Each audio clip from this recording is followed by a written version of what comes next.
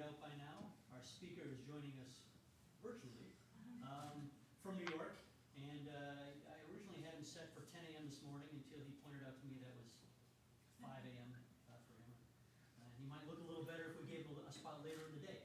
But I appreciate Chris joining us. Chris Dabbs from Streaming Tank is going to talk about streaming into social. So with that brief introduction, here's Chris Dabbs from Streaming Tank. Thank you very much, Eric. Good afternoon, everyone. And I'm going to fly through this fairly quickly because I realise there are beers outside after this. So it's still morning over here. So I've still got a few more hours before beer time. But before I kick off, I just want to check who we've got in the audience onto here. And I'm going to ask for a little bit of a show of hands. And I think I can see in the audience in here. So from everyone who is in there, can you put up your hands if you deal with the consumer marketplace at all? Do we have any show of hands?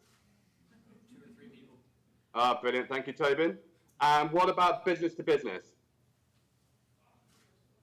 Oh, we've got lots more business to business people in there. Fantastic.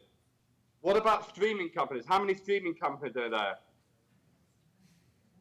Oh, we've got quite a few in there. Keep your hands up if you're at Stream UK. Are they in there? No. Okay, no problem. I can. It's always good. It's always good to hear from those guys, anyway. And how many people are working for agencies in here? Any sort of agencies? PR, marketing, ad agencies, digital agencies. Okay, and who in here is working for marketing departments, for your marketing or digital departments? No problem.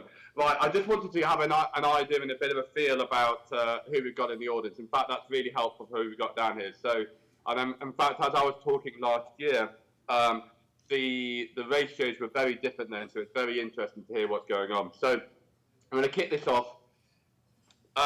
Greetings from New York. My name is Chris Dabbs. I'm the Chief Executive of Streaming Tank in the UK and President of Streaming Tank in the US. There's I'm looking after the US operations over here, so that's why I apologise for not being over there. I've got a couple of ears and eyes in the audience, so I've got my head of R&D and engineering, Tobin. Tobin, do you want to put your hand up? That's Tobin. I think Helen, my commercial director, daughter there as well. Hello. Yeah, there she is. Hello, Helen. How are you doing? Right, okay, what I'm going to do is that today we're going to talk about a few ways of actually getting video into social, but also looking at the bigger picture of social as well. I'm going to jump on that, just put a couple of slides in for those people which don't know, those of you which don't know Streaming Tank, just a little bit about who we are, just to get you in the picture. So Streaming Tank is a complete full-service end-to-end live streaming agency. So we do a lot more than just live, but but live is always the main element around what we do. So we've been involved in some of the most challenging, successful live streams in the world. So that's why we've been behind the world's records and the world's first and a couple of awards around the place. And what we mean by that full service, we deal with everything from creative all the way through to delivery onto that. So that's why we've also been behind some of the largest live streams ever done. And in fact, social has been a major part of that. So let's go and kick on to the main reason why we're here. Live streaming and streaming in total, but live streaming should now be an essential part of the mix. Now, the reason I was asking beforehand whether or not you're dealing with, how many people in the audience were dealing with consumer and how many people are business to business, most of the examples and most of the things that I'm talking about here have got a consumer slant onto it. But there's no reason why these slants can't be adapted into a business-to-business environment, and in fact, they should be. So there's a few years ago when it used to all be down to the quality of the video, and I apologise, I'm going over Skype, so you're now seeing video not at our normal quality. But it used to be down to the best production and the best streaming. But now it is so much more than that. As well as the main event, you really now need to be looking at everything which is happening before the event, during the event, and after the event. It is very much about the conversation. And rather than just the linear approach of the conversation between you or your brand to the target audience, now much more important is actually the conversation that they're having back with you, and even more important, the conversation they're having with each other.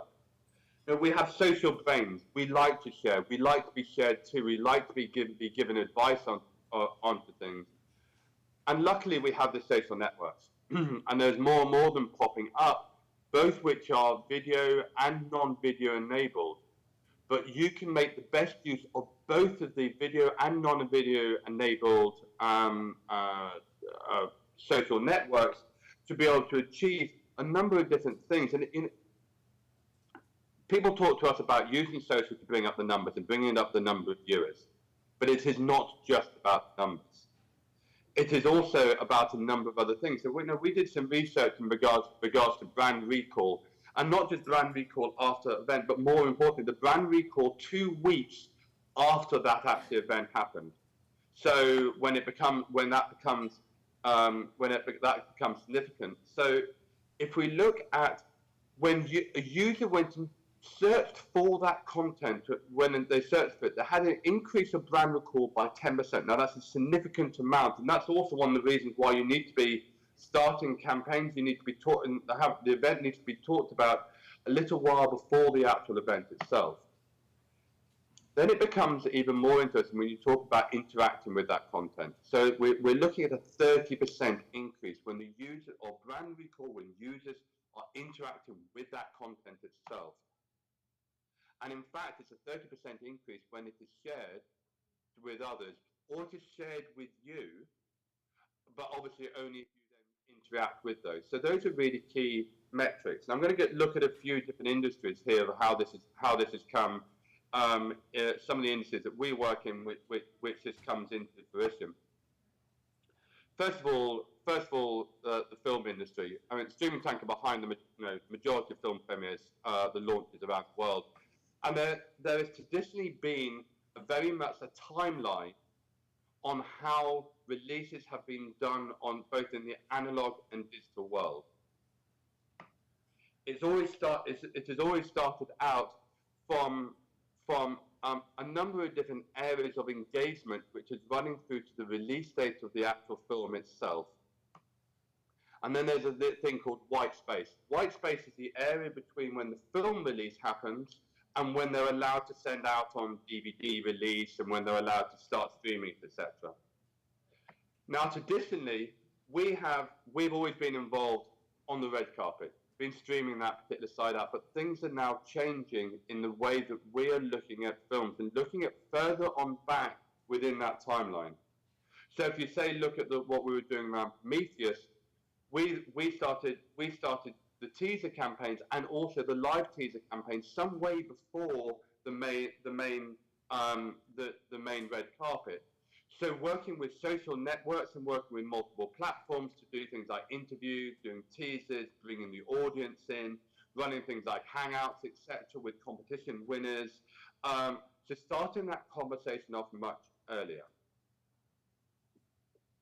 But now there's even more huge social engagement opportunity which are running through. And you would have saw this when we, for instance, we got involved in Skyfall. And the launch Skyfall, in fact, we've just started working on the next James Bond film.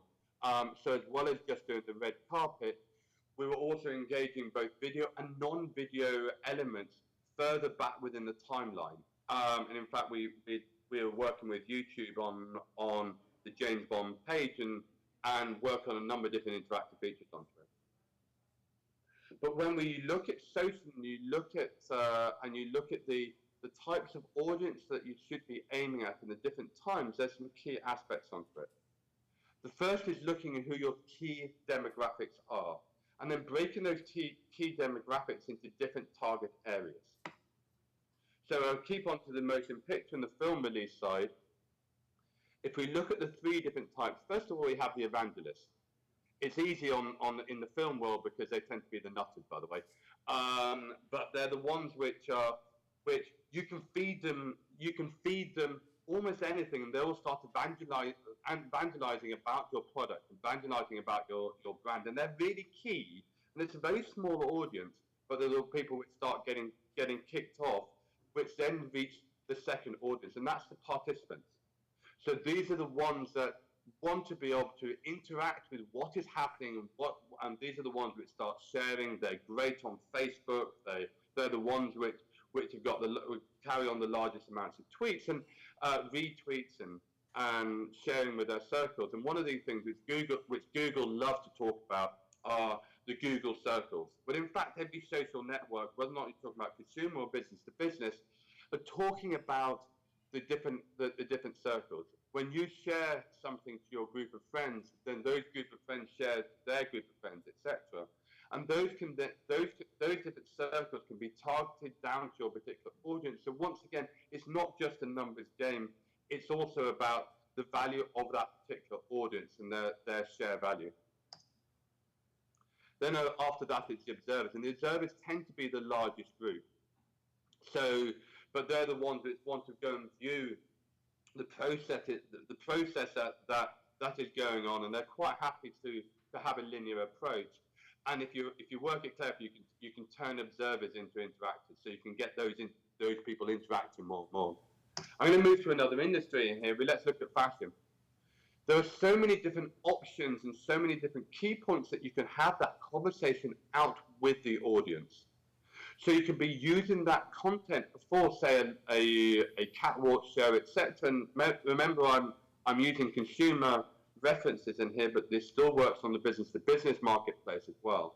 And if you work on how that content is, everything which is happening beforehand, the pre-show promotion that can start the conversation off, running up to when the actual event is happening, both the main event itself and everything which is happening front of house, back of house, etc. Just to get that wow factor which is going and getting that audience engaging with what is going on, to face on the audience participation, and to be able to get that pass on. And especially when you're talking about events and you're looking at social on the events, you're looking at bringing that audience from both that event and pulling that out to a larger audience and a larger global audience. Remember, it is all about the conversation, and everything we talk about is always going to be bound down to the conversation that you are having with your audience, the conversation they're having back to you and the audience, and the conversation they're having with each other. So I'm going to give you a perfect example of this, and there's a few. I'm going to run through a number of different examples and flick in and out of how we did certain things within those particular audiences. So a good example of this is for Blur and for the campaign that we ran with EMI. Originally, EMI came to us and they wanted just to stream 2 new tracks for Blur. And at the time they said, look, we just want to stream it everywhere. And we said, no, I think you could be a bit smarter than this. So rather than just streaming it everywhere and just streaming the actual tracks, we started a campaign directly off into Twitter and used every other platform to go and push it into Twitter itself. Now, we're lucky with streaming time because we've got quite a number of technologies which are actually embedded inside the social networks, so inside Twitter, inside YouTube, etc., but inside Yahoo.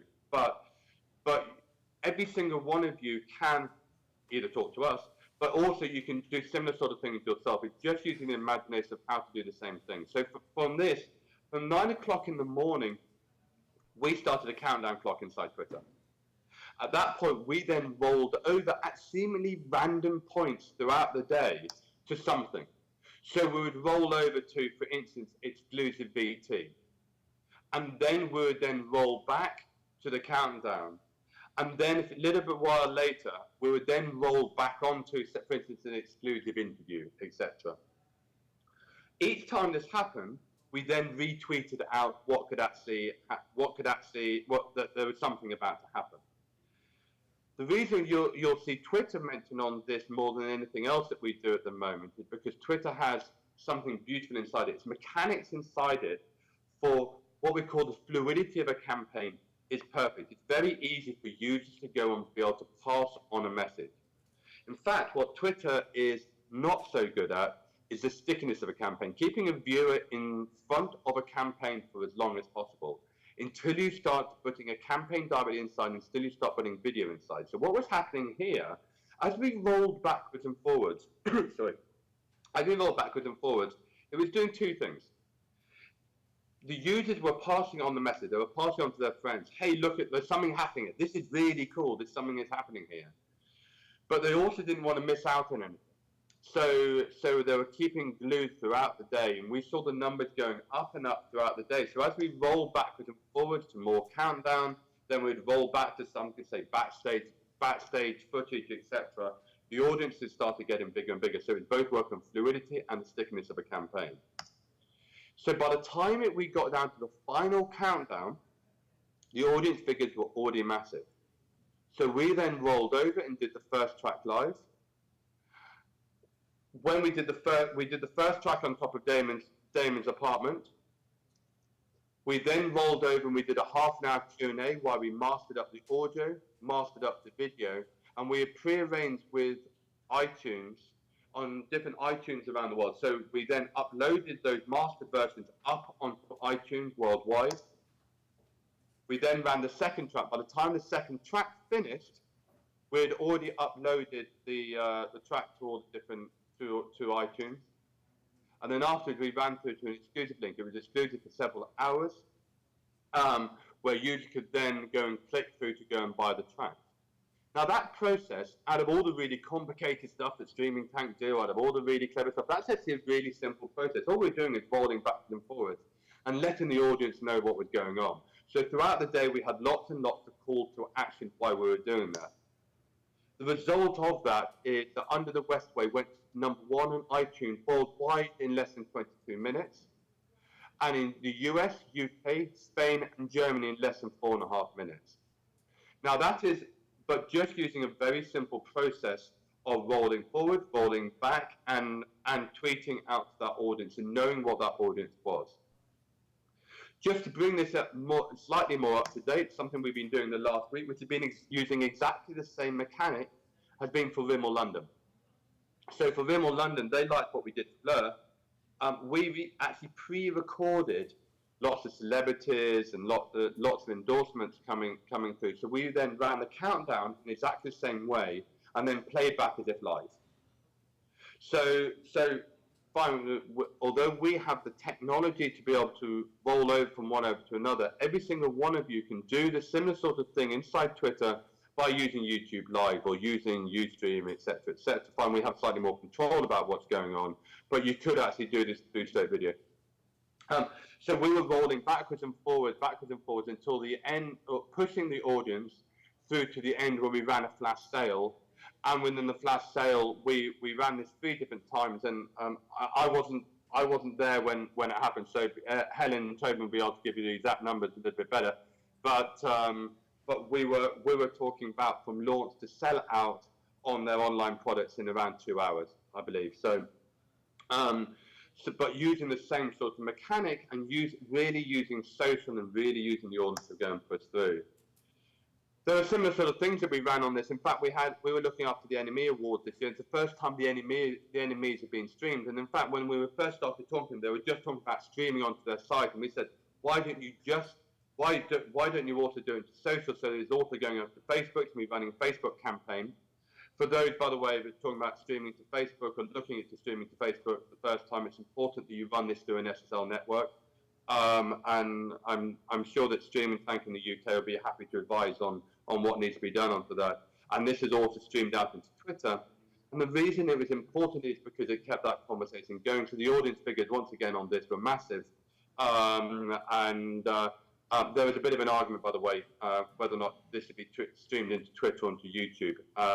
And there were a number of different reasons why it went to Twitter onto this one, but it was mainly down to the mechanics. But it could have gone into YouTube Live. I'm really going to quickly flick onto that same conversation, onto the same topic, but much quicker than we spoke about last year. I spoke about last year because it talked about the same thing. It was with Topshop. When Topshop originally came to us and they said to us, really simple brief, we want our catwalk to be the largest ever viewed catwalk ever online. Typical Streaming Tank brief. This was actually the one we spoke about last year. We've beaten it since, by the way, so the numbers we've beaten on the last one. But this is a process that ran through. First of all, we started and in fact this was Topshop and Google, we brought in Google as part of this, which ran the first part was a press and blogging campaign, talking about the future of the fashion industry. And the idea of this whole campaign was trying to get the audience a lot more involved in everything which is actually happening within, make them feel that, of what it's like to be involved in fashion. So be able to pull those in. So we started the press and blogging campaign.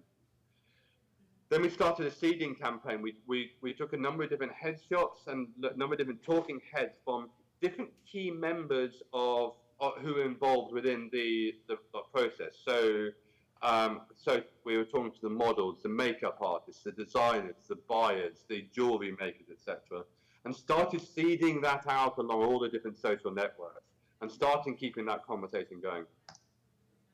Because Google involved in it, we also then ran a number of different hangouts, and these were linked onto competition. So the competition winners had a chance to talk to the experts, etc.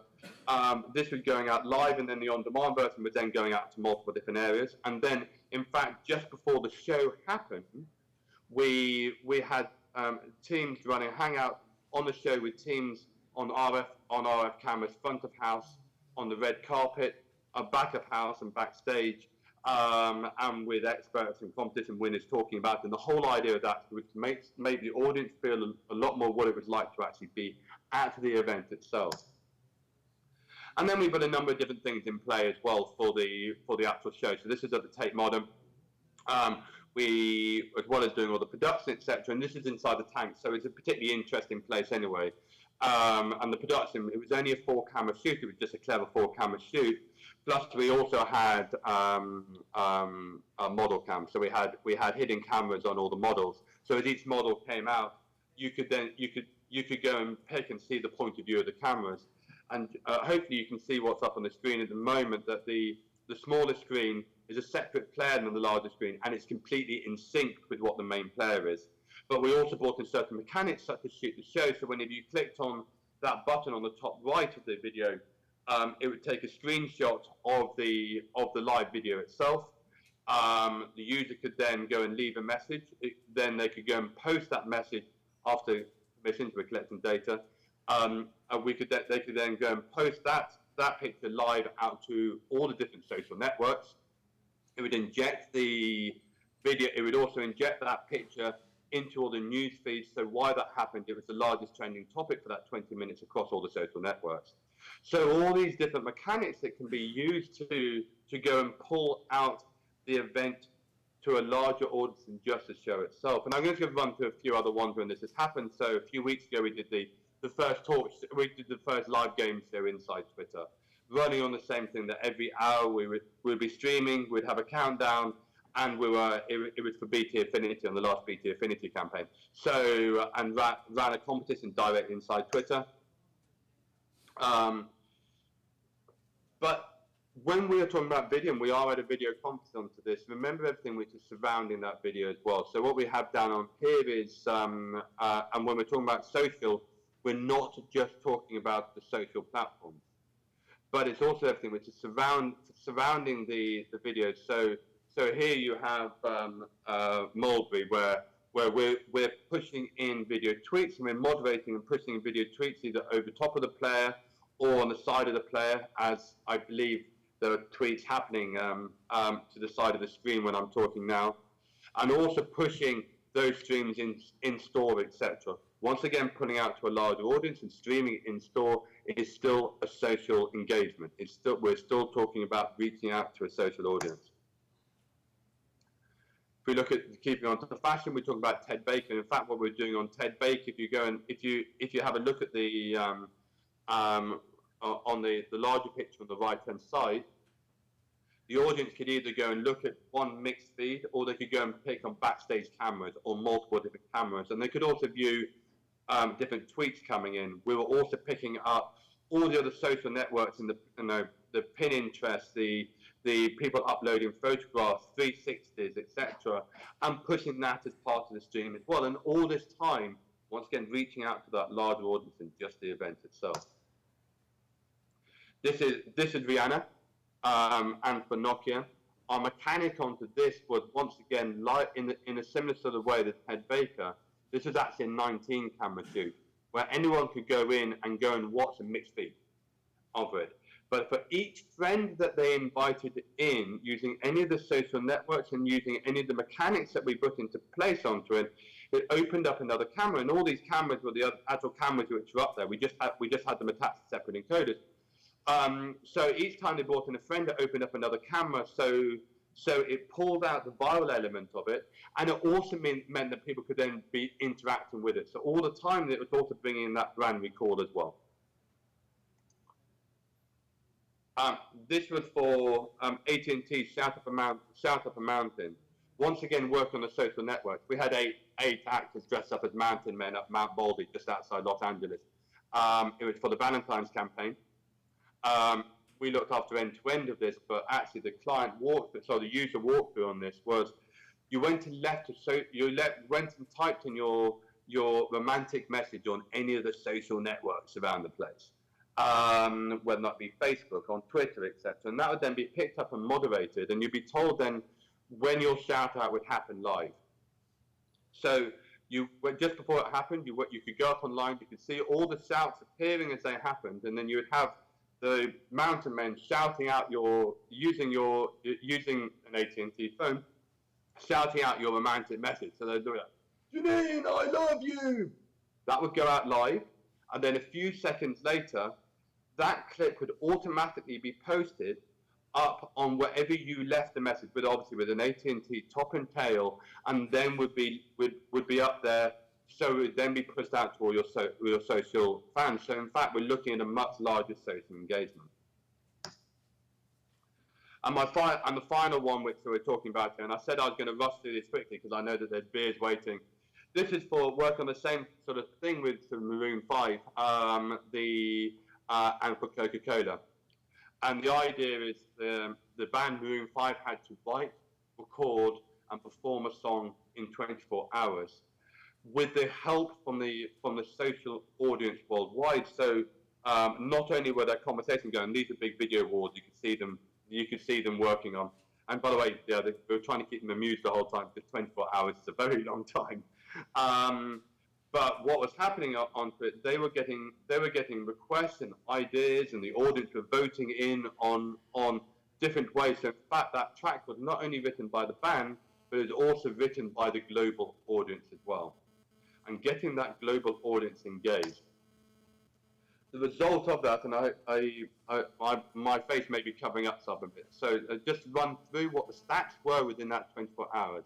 So we had participants from 139 countries worldwide. The audience engagement of 14.6% was 3 times the average score, simply because we're getting audience reaction coming in. The Facebook impressions, by the way, these weren't unique, but there were impressions over the 24-hour period was 35 million.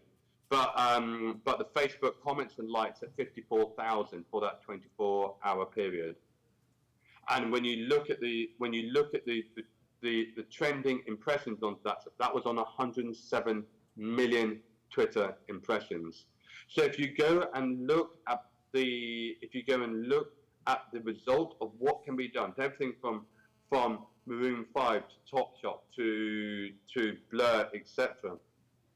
Simply by using the mechanics that are in place already within the social networks, and using your imagination, whether or not you're using Google Hangouts, if you're intelligently using Twitter or Facebook, etc., and working on those sort of mechanics, then the impressions you can get coming out from it, you can reach that larger audience.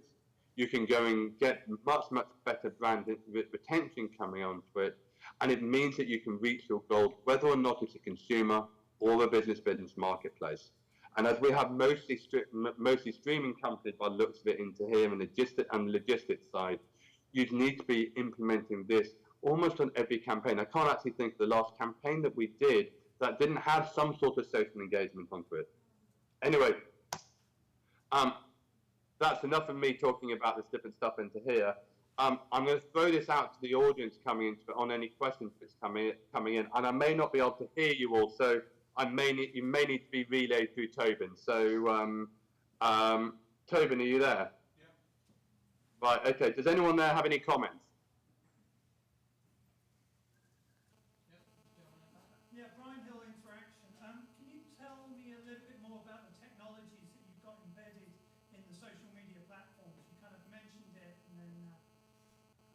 Right. Okay. So it's slightly different on all the different platforms. Probably the key one that we have is the one that's on. It's unofficially on quite a few platforms, but it's certainly now embedded inside on platforms such as Twitter and for Yahoo. We have a platform for mission control, which is we've developed actually for ourselves. If we take it out of a social media environment, etc. Normally we can put an iframe onto a page, and then we can dynamically control in real time all the assets that happen within that. So we can roll over from countdown to slate to on-demand video to live video, back to countdown if we want to. So all the things that you, for instance, you saw in Blur, and in fact we can bring in any HTML into that, so we can roll over in real time. And in fact, on so something on like Twitter, that appears in the same place as normally when you post up an image onto Twitter, it appears in that particular site. Now that's fairly unique onto Streaming Tank and within Twitter, simply because of the way that Twitter actually use us themselves. However, for those and I know that our team in the UK will be more than happy to help you on any campaigns which need that sort of control. However, you can still use the same sort of mechanics on when you haven't got something like that embedded inside Twitter. It just may not be quite as smooth. That's all it is. But we use mission control on almost every campaign. In fact, every campaign that we do, unless it's going directly up to YouTube at the moment, or in fact, it used to be directly up to YouTube or directly up to Yahoo, but now Yahoo use it themselves anyway. Does that help? Yeah. Brilliant, thank you. Anyone else?